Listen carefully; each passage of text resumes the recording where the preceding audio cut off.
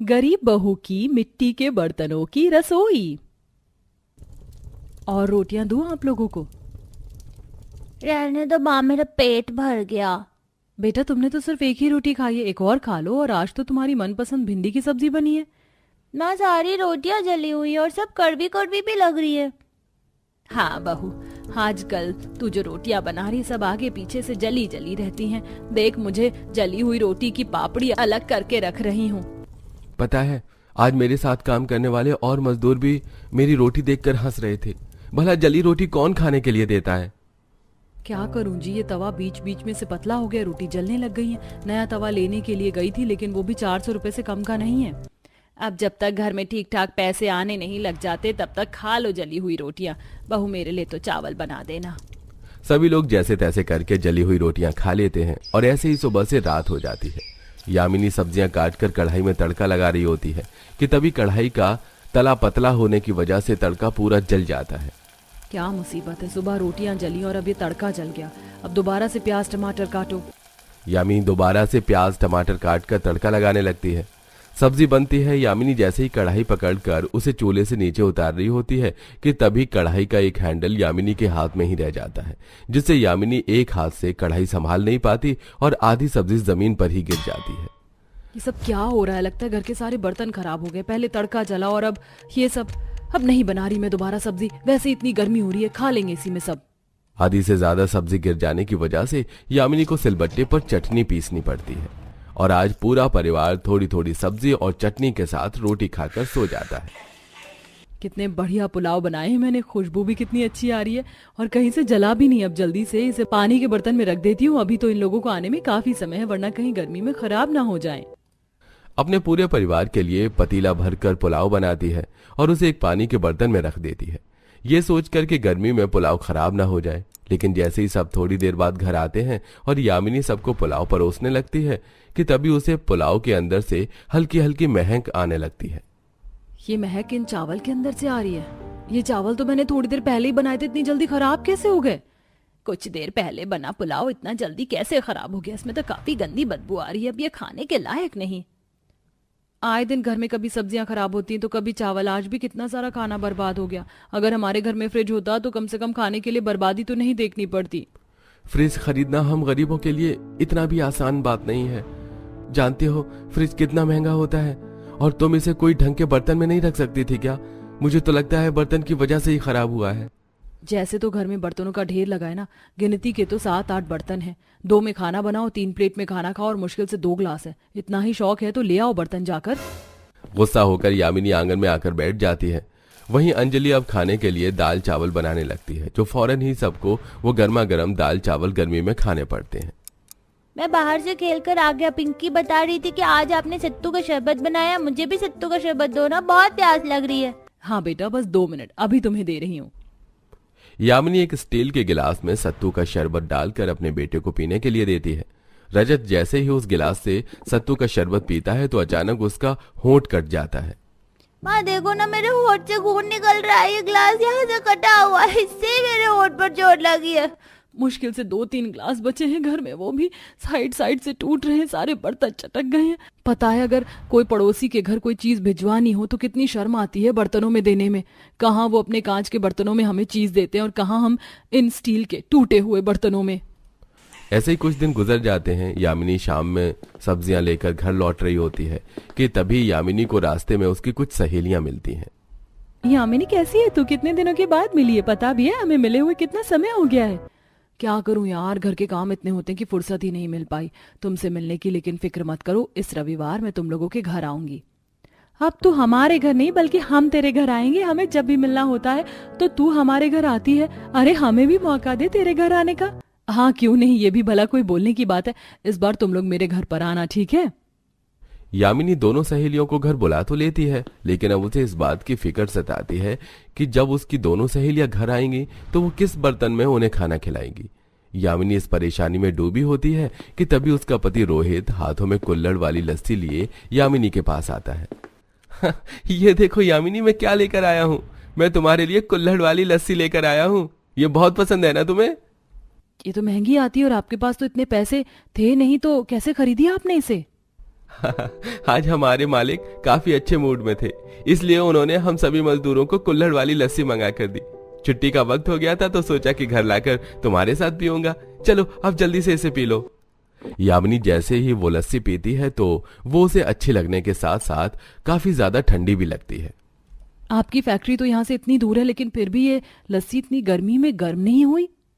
मिट्टी के कुल्हड़ में लेकर आया हूं तो कैसे गर्म हो सकती है? हर चीज इसमें हमेशा ठंडी रहती है और खराब भी नहीं होती है। इसीलिए तो गांव में आज भी काफी सारे लोग मिट्टी के बर्तनों का इस्तेमाल करते हैं अपनी रसोई में। मिट्टी के बर्तनों का नाम सुन यामिनी की दिमाग की बत्ती जलती है।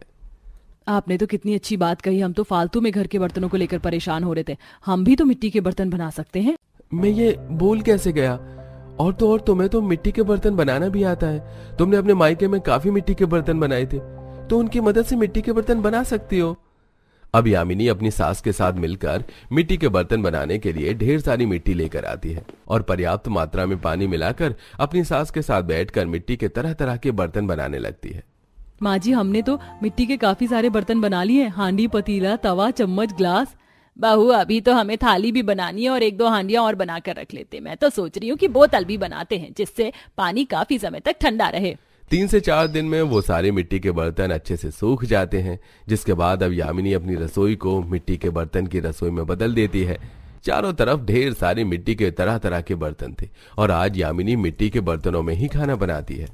क्या बात है, थोड़ी देर पहले जब मिट्टी के तवे पर रोटियां बनाई थी तो वो भी नहीं जली और अब सब्जी का तड़का भी नहीं जला। खुशबू भी कितनी अच्छी आ रही है इसके अंदर से। अब देखते हैं स्वाद में कैसा बनता है। मिट्टी के बर्तनों में बना हुआ खाना घर में सभी को काफी ज्यादा पसंद आता है। मिट्टी के बर्तन में बनने की वजह से खाने का स्वाद भी काफी दुगना हो चुका था। ऐसे ही कुछ दिन और गुजरते हैं और आज यामिनी की सहेलियां उसके घर आती हैं। पूनम और कोमल जैसे यामिनी के मिट्टी के बर्तन की रसोई को देखती हैं तो वो दोनों देखते ही रह जाती हैं। अरे यामिनी, तेरी रसोई में तो सिर्फ मिट्टी के ही बर्तन और कितने सुंदर भी लग रही है। अमीर से अमीर लोग अपनी रसोई में मिट्टी के बर्तन रख रहे हैं और उसमें ही खाना बनाकर वीडियो डालते हैं। अब तुम लोग जल्दी से हाथ मुंह धो लो, मैं खाना लगाती हूँ। उन दोनों सहेलियों को मिट्टी के बर्तनों में बना हुआ खाना भी काफी ज्यादा पसंद आता है। पिछले साल जब मैं पहाड़ों में घूमने के लिए गई थी तब वहाँ के लोगों के हाथों की बनी पहाड़ी कढ़ी खाई थी। घर आकर काफी कोशिश की ऐसी कढ़ी बनाने की, लेकिन बन ही नहीं पाती थी। अब समझ आया कि पहाड़ी लोग तो मिट्टी के बर्तन क्यों खाना बनाते हैं और खाने में असली स्वाद तो एक मिट्टी के बर्तनों से ही आता है। आजकल तो मिट्टी के बर्तनों के दाम भी काफी बड़े हुए हैं। मैं भी कब से सोच रही हूँ कि अपने किचन के लिए एक मिट्टी की हांडी लेकर आऊंगी। वैसे यामिनी, तुम्हारी इस मिट्टी की हांडी में दही रखी हुई थी क्या? ये खराब नहीं होती इतनी गर्मी में भी? नहीं कोमल, इसमें दही बिल्कुल भी खराब नहीं होती। यहाँ तक कि दही तो क्या, कोई खाना भी खराब नहीं होता। मिट्टी के बर्तन की ठंडक की वजह से चावल, सब्जी, दही सब कुछ ठीक रहते हैं। जब तुम इतने अच्छे मिट्टी के बर्तन बनाती हो तो तुम इसे बेचती क्यों नहीं हो? जहाँ दूसरे मिट्टी के बर्तन वाले एक हांडी को 200 रुपए में देते हैं तो तुम उसे 180 रुपए में देना। 10 रुपए कम करके बेचोगी तो तुम्हारे ही ग्राहक बढ़ेंगे। तो मैं भी इसी बारे में सोच रही थी, लेकिन परेशान थी कि मेरा ये काम चलेगा या नहीं चलेगा। लेकिन अब तुम दोनों की बात सुनकर मुझे लग रहा है कि मुझे ये काम करना चाहिए। यामिनी अपनी सास शारदा के साथ मिलकर मिट्टी के और भी बर्तन बनाती है, जिन्हें वो घर के बाहर ही बेचना शुरू कर देती है। आजकल मिट्टी के बर्तन काफी ज्यादा ट्रेंड में चल रहे थे, तो इसलिए उनकी कमाई भी काफी अच्छी होती है और अब कमाए हुए पैसों से वो अपनी छोटी मोटी जरूरत को भी आसानी से पूरा कर पाते हैं। वाह, मेरी बिरयानी भी बन गई और ये हलवा भी तैयार है। अब बस जल्दी से टेबल पर खाना लगाकर सभी का दिल खुश कर दूंगी। स्वरा रसोई में खड़े हुए खाना बना रही थी। स्वरा ज्वाला की बहू थी जिसे अच्छे अच्छे पकवान बनाने का शौक था। उसके घर में उसकी सास, ससुर, ननंद, देवर और पति था। कुछ ही देर में स्वरा ने अपने पकवान बना लिए, जिसके बाद वो उन्हें टेबल पर लगाने के लिए चली गई। लेकिन अरे ये क्या, ये खाना यहाँ किसका रखा हुआ है? गौतम जी, ये खाना कैसा है? ये खाना हमारे ही खाने के लिए है, मैंने मंगवाया बाहर से। आपने क्यों मंगा लिया? मैं कितनी देर से आप लोगों के लिए यहाँ खाना बना रही हूँ और आपने एक बार भी मुझसे नहीं पूछा। देखिए मैंने कितना कुछ बनाया है। बनाया है तो फिर मैं क्या करूं? स्वरा, मुझे ये बताओ कि तुम इतना सारा खाना क्यों बनाती हो? मैंने बाहर से खाना मंगवा लिया है और हम यही खाएंगे। तो फिर मेरी बनाई हुई खाने का क्या? अरे तुम्हारी दिक्कत क्या है स्वरा?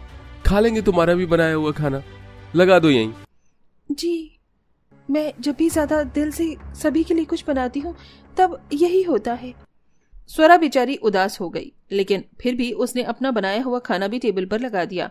कुछ देर बाद सभी खाना खाने आ गए और वैसे बाहर के खाने की तो बात ही अलग होती है। कुछ भी खा लो, लेकिन बाहर जैसा स्वाद मिलता ही कहाँ है। माँ, ये चिकन भी खाकर देखो, आपको बहुत अच्छा लगेगा। ये मसालेदार चावल भी बहुत ही अच्छे लग रहे हैं। माँ जी, गौतम जी, बाबा, मैंने भी तो कितना कुछ बनाया है और बड़े दिल से बनाया है, आप उसे भी तो चख कर देखो। जब पता था कि आज का खाना बाहर से आएगा तो फिर तूने खाना क्यों बनाया, और अब अगर बना ही लिया है तो चल चख लेती हूँ। पता नहीं क्यों बनाकर बैठ गई है। ये हलवा है। हे भगवान, हलवा नहीं, ये चाशनी है, चाशनी। क्या सोचकर डाला इसमें इतना मीठा। ये बिरयानी भी आपने ही बनाई है भाभी, कितने कच्चे चावल हैं। तुमसे कितनी बार मना किया है मैंने स्वरा कि तुम कुछ भी मत बनाया करो, बस सादा खाना बनाया करो, लेकिन तुम हो कि कुछ समझती ही नहीं हो। सभी की बात सुनकर बेचारी स्वरा उदास हो गई। उसने जितने दिल से खाना बनाया था उसकी सारी ही मेहनत बर्बाद हो गई। खाना खाने के बाद स्वरा अपने कमरे में गई और जाकर रोने लगी। ऐसे ही एक दिन, अरे आज तो मेरा मन कढ़ाई पनीर खाने का हो रहा है, आज तो बढ़िया कढ़ाई पनीर ही खाऊंगी। गौतम से फोन करके कह देती हूँ कि मेरे लिए ढाबे से कढ़ाई पनीर ले आएगा। कढ़ाई पनीर? माँ जी, बाहर से मंगवाने की क्या जरूरत है, मैं बना दूंगी ना। अरे नहीं नहीं, तू रहने दे, मैं बाहर से ही मंगवा कर खाऊंगी, मेरा बाहर का ही खाने का मन है। माँ जी, आपके लिए खाना बनाकर मुझे बहुत खुशी मिलेगी, मान जाओ ना। चल ठीक है, बना देना, मगर याद रहे जैसा खाना तू बनाती है वैसा ना हो, बिल्कुल बाहर वाला स्वाद आए। जी माँ जी, आज तो आपको ऐसा कढ़ाई पनीर बनाकर खिलाऊंगी कि आपका दिल ही खुश हो जाएगा। स्वरा ऐसे बोलकर रसोई में आ गई और अपनी सास ज्वाला के लिए कढ़ाई पनीर बनाने लगी। अभी वो रसोई में काम कर ही रही थी कि आज तो मेरी सासू माँ का मेरे हाथों का खाना खाकर दिल खुश ना हो गया तो मेरा नाम भी स्वरा नहीं। अरे नहीं, मैं तो छत पर कपड़े ही डालकर भूल गई, जल्दी से ले आती हूँ, नहीं तो सूरज की गर्माई से उनका सारा रंग उड़ जाएगा। स्वरा ऐसे बोलकर ऊपर से कपड़े लेने चली गई, लेकिन इस बीच वो गैस की आंच को मंदा करना भूल गई, जिसकी वजह से उसका बनाया हुआ कढ़ाई पनीर थोड़ा सा कढ़ाई में लग गया। अरे नहीं, मेरा खाना। स्वरा तेजी से कपड़े उतारने के बाद रसोई की तरफ भागी, लेकिन अरे नहीं, मेरा कढ़ाई पनीर तो कढ़ाई में लग गया। बहू, खाना बन गया। हे भगवान, लगता है कि तूने सारी कढ़ाई का सत्यानाश कर डाला बहू। ज्यादा नहीं, वो माँ जी बस थोड़ा सा। ये खिलाना था तुझे मुझे, जला हुआ खाना। स्वरा बहू, वैसे हद हो गई, जो काम आते नहीं हैं उनमें हाथ ही क्यों डालती है। माँ जी, मुझे माफ कर दीजिए। क्या माफ कर दूं? कितना सारा तेल राशन तूने खराब कर दिया। अब दे ये जली हुई सब्जी ही मुझे। ऐसा लग रहा है जैसे कि आज कढ़ाई पनीर से नफरत ही हो जानी है। ज्वाला ने ऐसे ही स्वरा को बहुत बातें सुनाई। बेचारी स्वरा सब कुछ सुनकर अपने कमरे में आ गई। ये क्या बात हुई कि जरा सी गलती हो जाने पर इतनी बातें सुनाओ। अरे गलतियां भी इंसान से ही होती हैं, बड़े बड़े शेफ गलतियां करते हैं। पता है माँ जी को भी मुझसे कोई दिक्कत सी है। मैं आज तो अपनी पक्की सहेली सोना से ही बात करूंगी। उठा ले, उठा भी ले।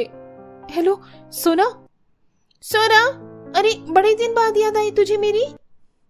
अब क्या ही बताऊं, मैं याद तो तुझे हमेशा ही करती हूँ, लेकिन अपने परिवार वालों की खिदमत से वक्त मिले तब तो तुझसे कुछ बात हो।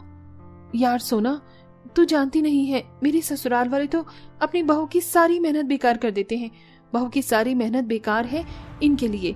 आज भी मैंने माँ जी के लिए कढ़ाई पनीर बनाया, लेकिन जरा सा लग जाने की वजह से उन्होंने मुझे बहुत बातें सुनाई। स्वरा बेचारी ने अपनी सहेली से ही अपना दिल का बोझ हल्का कर लिया। ऐसे ही एक दिन, और ये हुआ मेरा मंचूरियन भी तैयार। आज तो सभी खाना देखकर बहुत ही ज्यादा खुश हो जाएंगे। वैसे भी पिछली बार तो जब मैंने कढ़ाई पनीर बनाया था तो वो लग गया था और माँ जी ने मुझे बहुत सुनाया था, लेकिन अब इस बार ऐसा नहीं होगा। आज की हर चीज परफेक्ट बन रही है।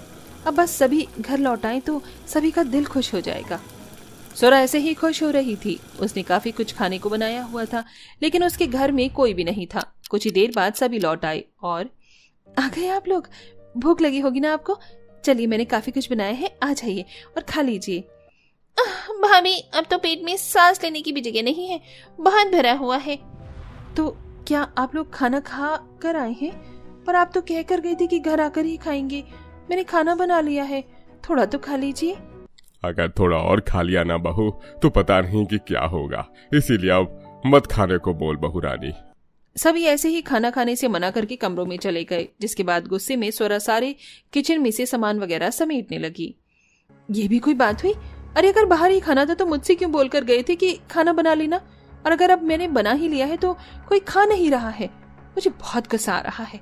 मेरे ससुराल वालों को सिर्फ आता है बहू की मेहनत को बेकार करना। स्वरा बेचारी ऐसे ही अपनी मेहनत को बेकार होता हुआ देखने से चिड़चिड़ी हो रही थी। उसे अपना बनाया हुआ खाना फ्रिज में रखना पड़ा और फिर स्वरा अपने कमरे में जाकर लेट गई। सभी सो गए थे कि आधी रात को उसकी सास ससुर के पेट में दर्द हो उठा और आधी रात को ही डॉक्टर को बुलाना पड़ गया। डॉक्टर साहब, क्या हो मेरे सास और ससुर जी को? देखिए, ज्यादा बाहर का खाना खाने की वजह से इन्हें फूड पॉइजनिंग हो गई है। मैं बता रहा हूँ कि इस कदर बाहर का खाना खाना किसी भी लिहाज से अच्छा नहीं है। तो अगर आप लोगों को ठीक और स्वस्थ रहना है तो फिर घर पर बनाकर ही खाना खाया करिए। स्वरा को डॉक्टर ने सभी घरवालों के सामने समझाया और फिर वो दवाई देकर चला गया। देखा आप लोगों ने, बाहर का खाना खाने से क्या हुआ? अब मैं आपको बता रही हूँ, आज से बस घर का बनाया हुआ खाना ही खाइएगा। स्वरा ने भी काफी देर अपने घर वालों को समझाया और फिर ऐसे ही अगले दिन, मैंने आप सभी के लिए आज खिचड़ी बनाई है। कल माँ बाप का पेट खराब हो गया था ना, तो आज सभी हल्का खाना ही खा लीजिए। नहीं भाभी, हम ये खाना नहीं खाएंगे। कल जो हुआ वो बस इत्तेफाक था। हाँ बहू, तो कुछ खास खाना नहीं बनाती है, इसलिए मैं भी तेरे हाथ का रोज रोज नहीं खा पाऊंगी। आप लोगों को अपनी बहू की मेहनत बेकार करवाने में मजा आता है क्या?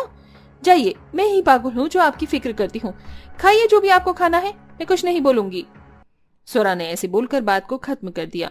भाविका और ज्वाला भी बाहर का खाना खाने में अपनी शान समझ रही थी, जिसकी वजह से उन दोनों ने भी उससे कुछ नहीं कहा। अंत में उन्होंने बाहर से ही खाना ऑर्डर करके मंगाया और खाया। लगभग एक हफ्ते इसी तरह से सिलसिला चला और अब एक हफ्ते रेगुलर बाहर का खाना खाने से सभी घर वालों के पेट खराब हो चुके थे और वो लोग एक साथ ही एडमिट हुए। देखा आपने, कि ऐसा इसी वजह से हुआ क्योंकि आपने मेरी बात को नहीं माना। अगर आप लोग मेरी मेहनत को बेकार न करवाते और घर का पका हुआ ही खाना खा लेते तो आज आपकी ये हालत नहीं होती। ठीक कह रही है बहू। अब सभी घर वालों को अकल आ गई थी। आज के बाद से फिर कभी भी घर वालों ने बाहर का खाना नहीं खाया। अब वो घर का खाना ही खाते थे, जिससे कि बहू की मेहनत भी बेकार नहीं होती थी और अब सब कुछ ठीक हो चुका था।